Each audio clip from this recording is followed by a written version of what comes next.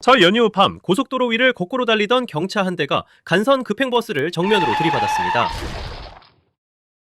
2026년 2월 15일 토요일 밤 9시 40분쯤이었습니다. 대전 대덕구 와동 갑천 도시 고속화도로 세종 방향 버스 전용차로 위에서 쉐보레 스파크 한 대가 역주행하고 있었습니다. 약 5km를 반대 방향으로 달린 이 경차는 마주오던 BRT 간선 급행버스와 정면으로 충돌했습니다. 스파크를 운전하던 20대 여성 A씨는 현장에서 숨졌습니다. 차량은 형체를 알아볼 수 없을 정도로 찌그러졌고 소방대원들은 특수장비를 동원해야 했습니다. 버스에는 운전기사를 포함해 20여 명이 타고 있었습니다. 충격으로 버스 문이 열리지 않자 승객들은 비상망치를 꺼내 유리창을 깨고 탈출해야 했습니다.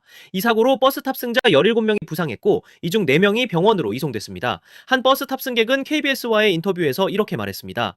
버스 기사가 크게 경적을 울린 뒤 충돌이 있었고 승객들이 타박상과 어지럼증을 호소했다라고. 버스 기사는 역주행하는 경차를 발견하고 경적을 울렸지만 버스 전용차로 특성상 옆으로 피할 공간 자체가 없었습니다. 고속화도로 버스 전용차로는 중앙분리대와 방호벽으로 둘러싸인 단일차로입니다. 마주오는 차량을 발견해도 회피할 곳이 없는 구조인 겁니다. 사고 현장은 설 연휴 귀정 차량이 몰리던 시간대였습니다. 약 1시간 30분 동안 해당 구간 차량 통행이 전면 통제되며 극심한 정체가 이어졌습니다. 그런데 이 사고에는 석연치 않은 정황이 하나 있었습니다. 경찰 조사 결과 숨진 운전자는 사고 8분 전 고속화도로 대화요금소를 정상적으로 통과한 기록이 확인됐습니다. 요금소를 빠져나간 뒤 어느 시점에서 방향을 잃은 겁니다. A씨는 친구들에게 전화를 걸어 이렇게 말했습니다. 길을 잘못 든 게 피니셨나고. 경찰은 A씨가 고속화도로를 빠져나갔다가 되돌아오는 과정에서 진입 방향을 착각해 역주행한 것으로 보고 있습니다. 지리에 익숙하지 않았던 겁니다. 이 지점에서 도로 구조를 짚어볼 필요가 있습니다. 사고가 발생한 갑천 도시 고속화도로 와동 6교 인근 진출입로는 해당 구간을 출퇴근길로 이용하는 운전자들 사이에서도 초행길이면 헷갈릴 수 있는 구간으로 알려져 있었습니다. 사고 이후 온라인에서는 CR될 내거리 일대의 도로 구조를 두고 다양한 지적이 쏟아졌습니다. 진입금지 표지판이 너무 작다, 야간에는 표지판이 거의 보이지 않는다는 반응이 이어졌고 실제로 경찰도 사고 지점 인근 진출입로 구조를 집중 조사하고 있다고 밝혔습니다. 하지만 의문은 여기서 끝나지 않습니다. A씨가 길을 잘못 들었다는 것을 인지했다면 왜 속도를 줄이지 않았을까요? 왜 갓길에 정차하지 않았을까요? 왜 비상등을 켜지 않았을까요? CCTV 영상에는 A씨의 스파크가 버스 전용차로 위를 빠른 속도로 역주행하는 모습이 찍혀 있었습니다. 역주행인 걸 인지하고 왜 저렇게 빨리 달리나 라는 댓글이 올라온 이유입니다. 그리고 더 근본적인 질문이 남습니다. 그 8분 동안 이 도로 위에 어떤 시스템이 작동했을까요? A씨가 요금소를 통과한 시점부터 버스와 충돌한 시점까지 8분. 이 시간 동안 도로 위 CCTV 관제센터가 역주행을 감지했다는 기록은 확인되지 않았습니다. 112 신고가 들어왔는지도 아직 밝혀지지 않았습니다. 역주행 차량을 자동으로 감지하고 운전자에게 경고하고 관제센터에 알림을 보내는 시스템이 이 도로에는 없었던 겁니다. 이것은 이 도로만의 문제가 아닙니다. 경찰청 자료에 따르면 2019년부터 2023년까지 5년간 전국에서 발생한 역주행 교통사고는 1,457건입니다. 이 사고들로 66명이 숨지고 2,365명이 다쳤습니다. 평균적으로 매달 1명 이상이 역주행 사고로 목숨을 잃고 있는 셈입니다. 역주행 사고의 치사율은 일반 교통사고의 약 3.2배에 달하고 사망자 10명 중 6명은 야간에 목숨을 잃었습니다. 이번 사고 역시 밤이었습니다.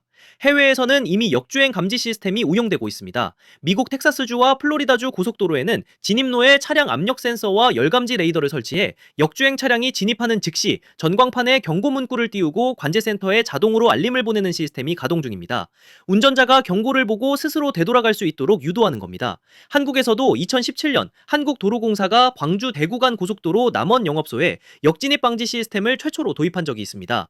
요금소 진출로에 차량 압력 인식 센서를 설치하고 역진입이 감지되면 경고음과 함께 역주행 진입금지 문구를 띄우는 방식이었습니다. 하지만 이 시스템은 전국으로 확대되지 못했습니다. 이번 사고가 발생한 갑천 도시 고속화도로에도 이런 시스템은 없었습니다. 어두운 도로 위 경차 한 대가 거꾸로 달려오고 있었지만 그것을 감지하고 경고하고 멈춰 세울 수 있는 장치는 어디에도 없었습니다. 이 사건을 두고 온라인에서는 두 가지 반응이 엇갈리고 있습니다. 하나는 운전자에 대한 분노입니다.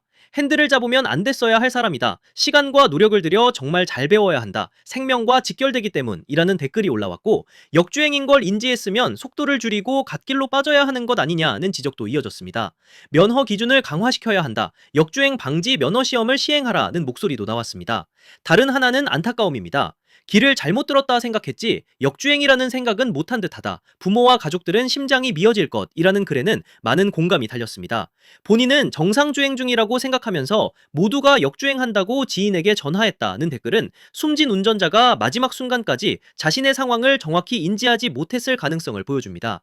면허 기준 강화를 요구하는 목소리, 역주행 감지 시스템 도입을 촉구하는 목소리, 그리고 도로 표지판과 진입로 구조 자체를 점검해야 한다는 목소리까지. 같은 사고를 두고 해법은 제각각이지만 한 가지는 분명합니다. 이 사고가 처음이 아니었고 마지막도 아닐 것이라는 점입니다. 8분이었습니다. 길을 잘못 든 것 같다는 전화를 건 순간부터 버스와 충돌하기까지 걸린 시간. 그 8분 동안 이 도로 위 어떤 장치도 경차 한 대를 멈춰 세우지 못했습니다. 아직 부검 결과와 음주 약물 여부는 공개되지 않았고 경찰 수사도 진행 중입니다. 추가 내용이 확인되면 더 정리된 영상으로 찾아오겠습니다.